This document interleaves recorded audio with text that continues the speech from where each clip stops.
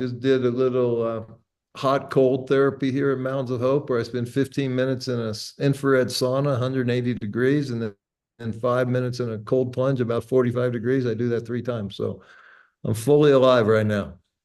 Oh, wow. 3 times a week or 3 times a day? No, it's 15 minutes hot, 5 minutes cold, 3 times in a row for an hour, and I do that every day. Oh, okay, okay. I started maybe last year doing the cold plunge, but I did like cold showers. Yeah, And I yeah, didn't realize how much your body has to get used to that. exactly, Yeah, the exactly. first couple of times I wanted to I screamed and jumped out of the shower. It's good for you though. Yeah, how long have you been doing that? I've probably been doing it consistently for about 6 months now. Okay, so any tips on how to survive the first couple of times to get where you are? Well, the hot's pretty simple. It's just how long can you stay in there for? But if you're just getting doing the cold alone, it's best to just put your face in a pan full of ice water and Mhm. start doing acclimating yourself that way. The cold shower is a good way. I'm lucky I have a steam shower at home, so I turn the steam on so it's easier to get into the cold. But here at Mountains of Hope, we have this infrared sauna that heats you from the inside out. But then we have the lava rocks that when we pour water on it, heats you from the outside in. So you get super hot. So by the time I spend 15 minutes in there, I can't wait to get in the cold plunge. And that's about 45 degrees. So I just jump right in there. So now I'm so used to it now that I enjoy it. Perfect. Okay, so I'm gonna write that down, and I know tomorrow I'll take the cold plunge. But There you today go. we're gonna talk about something that's dear to your heart. We're gonna talk about your journey, your experiences, and how you became the man that you are today. So do me a favor, Mike. Introduce yourself to my audience a little bit about who you are, and of course, where they can find you. Yeah. So my name is Mike Murphy. I have 4 kids and 8 grandkids. So that's one passion I have. And the other passion is this beautiful facility we've built here in Medellin, Colombia called Mountains of Hope. So how did I get here? Well, I could show you a photograph of me, a Polaroid taken in 1957. I have a quart of beer between my legs. I'm about 8 months old, and I have a cigarette hanging out of my mouth. And my mother wrote on the caption, learning young, just like mommy and daddy. So I was programmed to become a drinker, a smoker, and my dad was a gambler and a womanizer. So I embraced all those things. And my father became an alcoholic. And so when I was 14 years old, I just knew something was wrong in the house.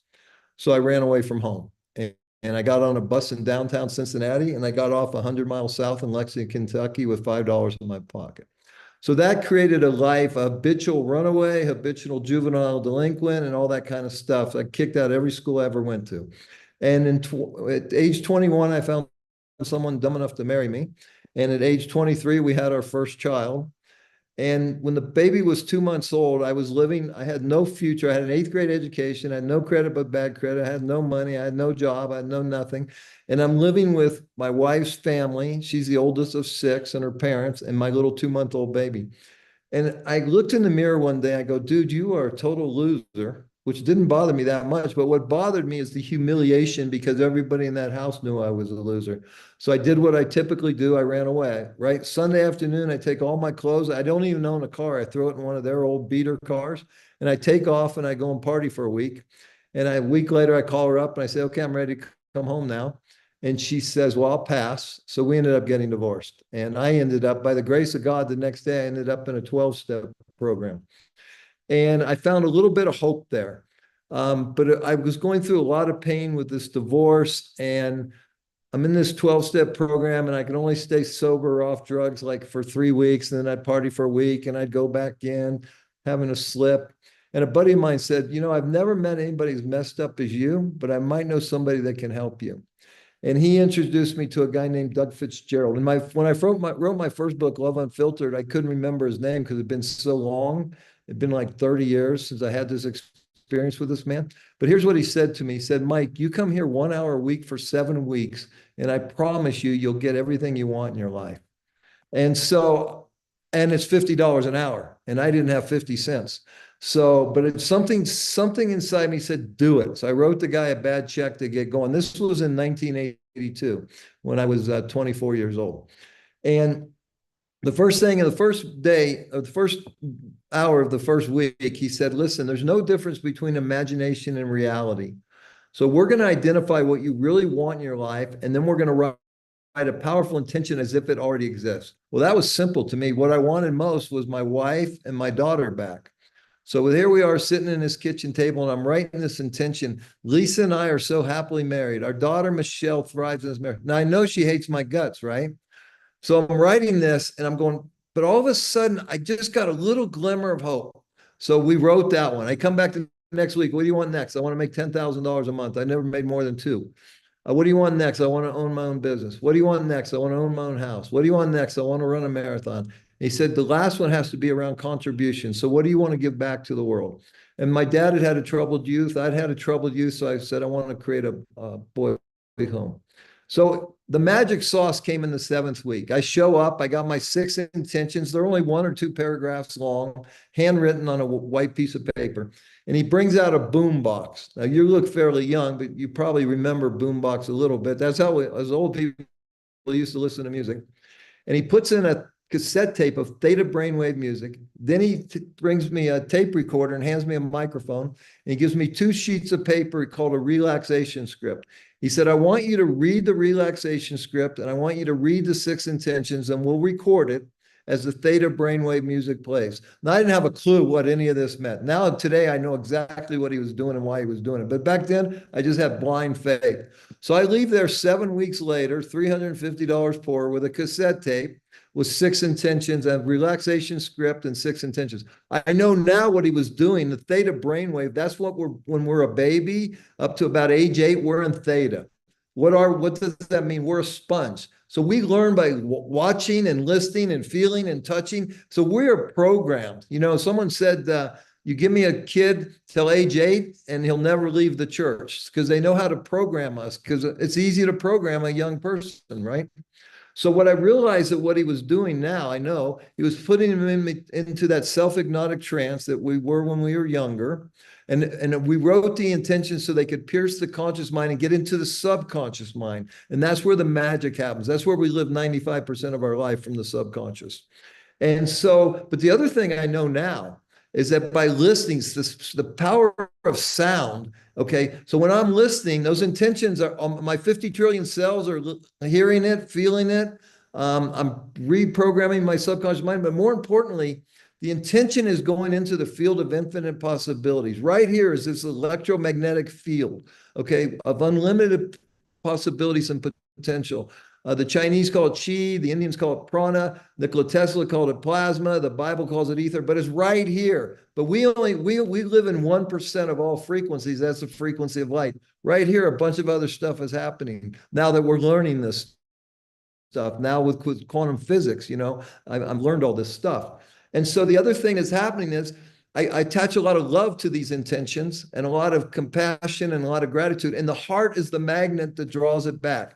So the electrical intention goes into the field of infinite possibilities and the magnetic heart draws it back. And guess what? Within 4 months, I own my own business. 2 years after this wife that hates me calls me up and asks me on a date. We get remarried and have 3 more kids. I own my own business. I'm 67 years old. This happened when I was 24. So I've owned my own business most of these years. I've owned many, many houses, as much as $4 million. And I'm not saying that to impress anybody, but to impress upon you the power of creating intentions, the power of recording them with your own voice, and the power of listening to them every day. So this stuff really works. So fast forward, how did I get here in Medellin, Colombia, and build this place called Mountains of Hope? So that marriage eventually failed, and I had a girlfriend, and she'd walked into my Chevrolet dealership. I own many dealerships in the San Francisco Bay Area. And she walked in to sell me Hispanic advertising. And the moment our eyes met, there was something, a feeling that I've never had before. Plato taught that we're one soul cut in half, and we spend many lifetimes looking for the other half. He called that a twin flame. I didn't know it then, but I know it now. This was my twin flame. So the moment those eyes connected, there was this. It should have been a 10-minute, 15-minute meeting and went on for 2 hours. And she was with her girlfriend that also worked for Telemundo, and they were doing cold calls that day. So it was very freaky that she got into my office at all. She had to tell a little white lie to get in there.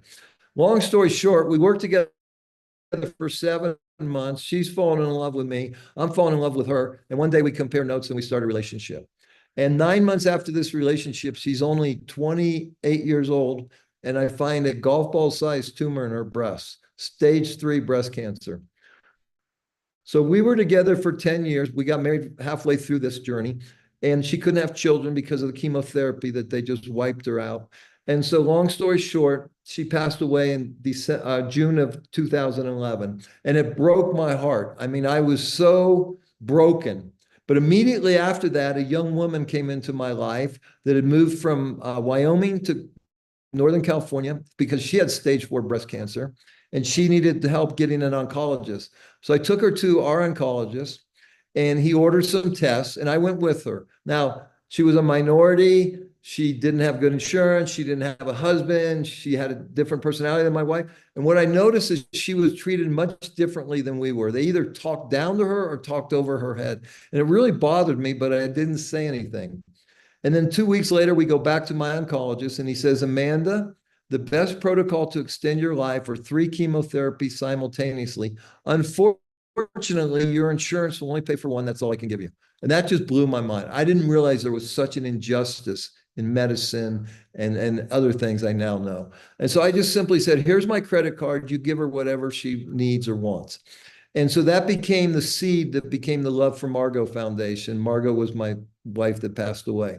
And I gave grants away to women below the poverty line for like 4 years while they were going through cancer. I would give them $5,000 grant, $1,000 a month for 5 months. The theory being that they would, they didn't have money to begin with. Now they can't work. Now their expenses have gone up. I'm going to support them while they go through treatment. They get better, they go back to work. Well, the problem is they would get sicker and sicker and die. And it was just, I threw way over $1 million away. Now, did I make their life a little better for a brief instance? Yes, but it wasn't what I had in mind when I started this. So, and a lot of those women wanted to go through natural treatment. So I found this beautiful property here in Medellin, and that's what we do. We teach people how to heal. We feel that everybody has the power inside of them to heal themselves. They just have to be in the right environment. So we've created an amazing environment here built on nature. We grow our own food. We have 50 fruits and vegetables we grow. We have all kinds of biohacking devices. We're a medical clinic. We're 20 acres, 7,000 feet in the Andes Mountains, but we have a medical facility here, hyperbaric chamber, IVs, colonics, all this biohacking stuff. But it's God's nature, and that's what heals. So this is a beautiful thing about Mountains of Hope. That was a long answer to a short question, so I apologize. No, I like what you're doing because what you've mentioned, a number of it actually hits home with me because I've had family members that have experienced cancer and I've had family members that when they were outside of Canada where they were looking for assistance and because of their finances or maybe their resources, they weren't able to get the assistance that they wanted. Right. And when I hear your story, Mike, the questions that come up to me is that based on your upbringing, based on what you went through, are you, how proud are you that you survived that and to do exactly what you do today? Well, I would say what I'm proud of today is one, somebody said the measure success is what your children say about you when you're not around. So I have 4 amazing children that are all doing well. And then I have 8 grandchildren. So that's my family's everything to me. And what's difficult about being here in Colombia, I only get to go home about 1 week a month, so and that's a lot of travel because they're in Northern California. But the other thing I'm proudest about is building Mountains of Hope because it's been the hardest thing I've ever done. I'm in a strange country with different laws. I don't speak the language.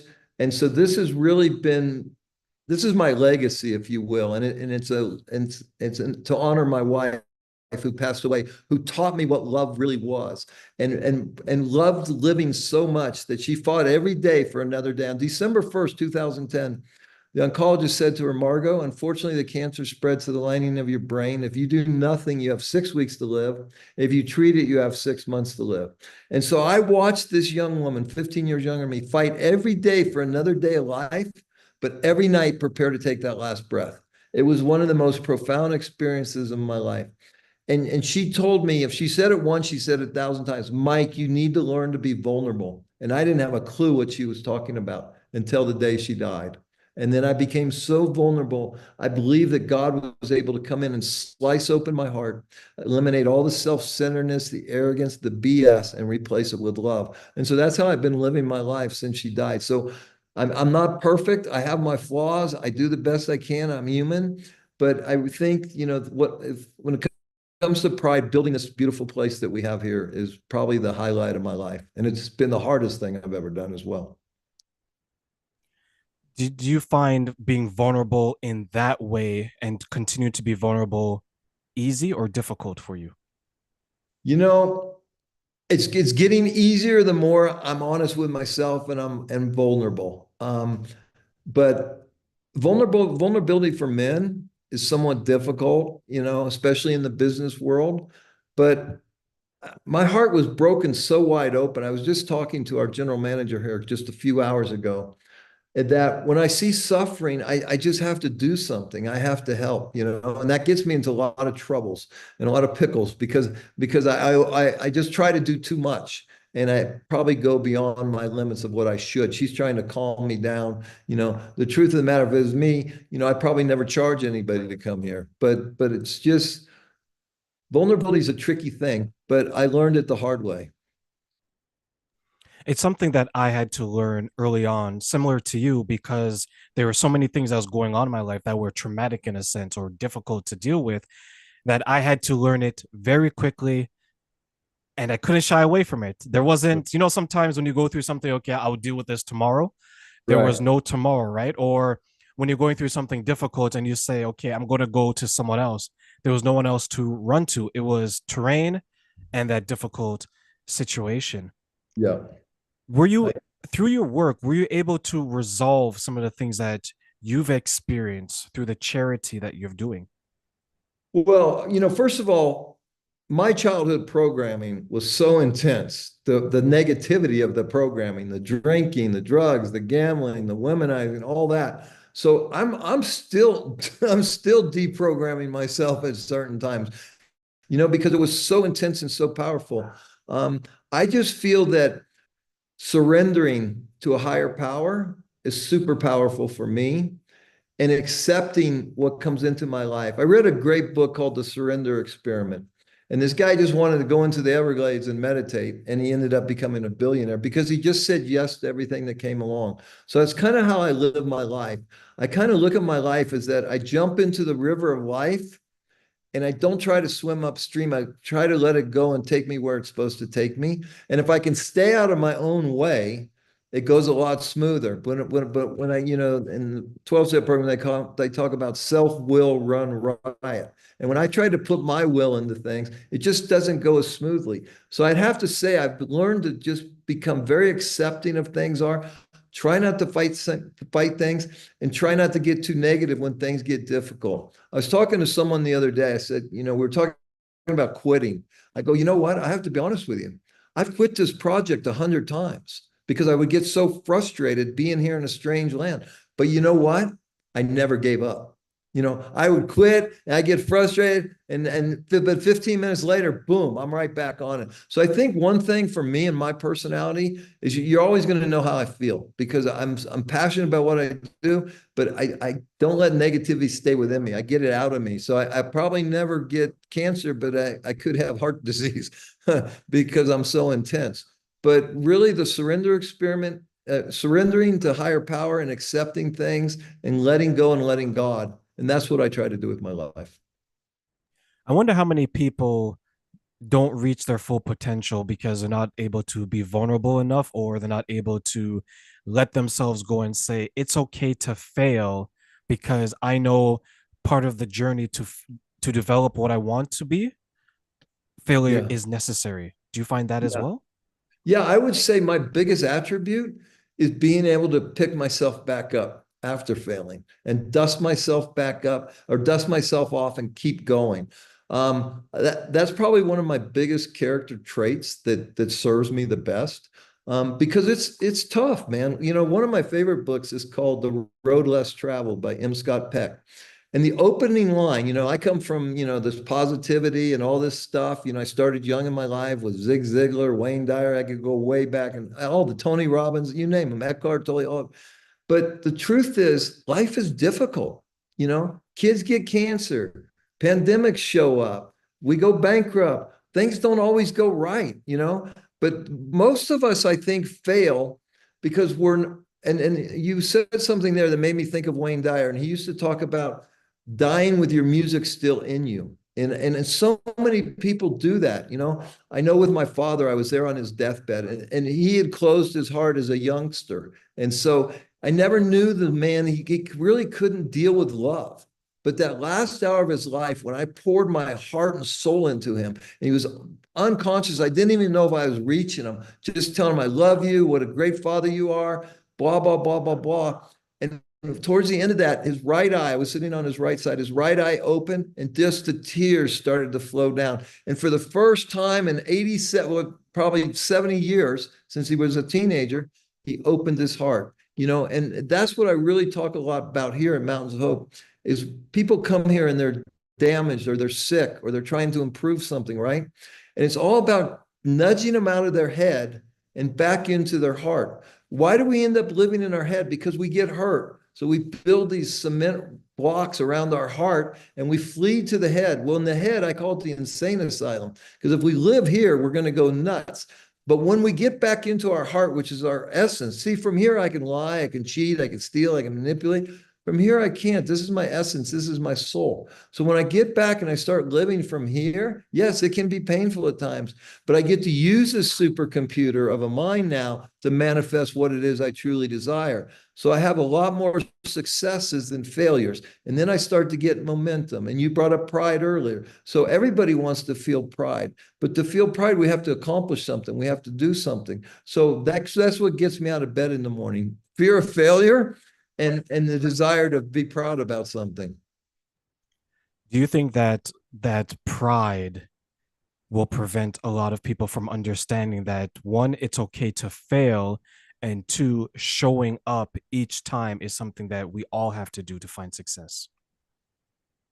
Well, that's for sure. But I think pride, we can't become attached to the pride. Okay. So I'm very proud of what we're building here. But I realize that I co-created this with the creator of all that I call God. And so that keeps me humble. When I realize, listen, man, I feel like I'm just the vessel of this project. Now, I feel my late wife's flowing through my energetic body, but also feel the power of the creator. And one of my favorite things to do, it's hard to do it here in Colombia because we're 7,000 feet in the mountains. But when I'm at home in California, I love to go outside with as little clothes on as possible, barefoot, and watch that sun rise. And I swear to you, I feel as if God, the creator of all, is programming me for that day. I can see the photons. I can feel the energy. I'm standing on Mother Earth barefoot, so I'm getting that magnetism. I'm getting those negative electrons. And it's something magical about that. And it's free. And anybody can do it. We were talking earlier about the hot cold. That's free too. There's so many things that we can do are free, that we have to have a strong physical body, but we also have to have a strong mind and be able to realize that these thoughts come and go, and I get to decide which ones I react to, which ones I keep. And more importantly, we got to get in here and we got to heal all these emotional wounds. I promise you that my wife's breast cancer came from an emotional wound that was never healed. Now, she healed it eventually, but this was way too late after they decimated her body with chemotherapy, radiation, surgery, right? The people that come here, we're always looking for the healing, the emotional, because the emotional wounds will manifest in the physical if we don't heal them. When we heal them, we're free. And so I hope I answered your question with that. You did and did. And just so everyone is aware as we close, what next steps or what is next for you and your company? Well, we were doing retreats for a long time. Now we do custom healing programs. Like we just got access to stem cells and exosomes.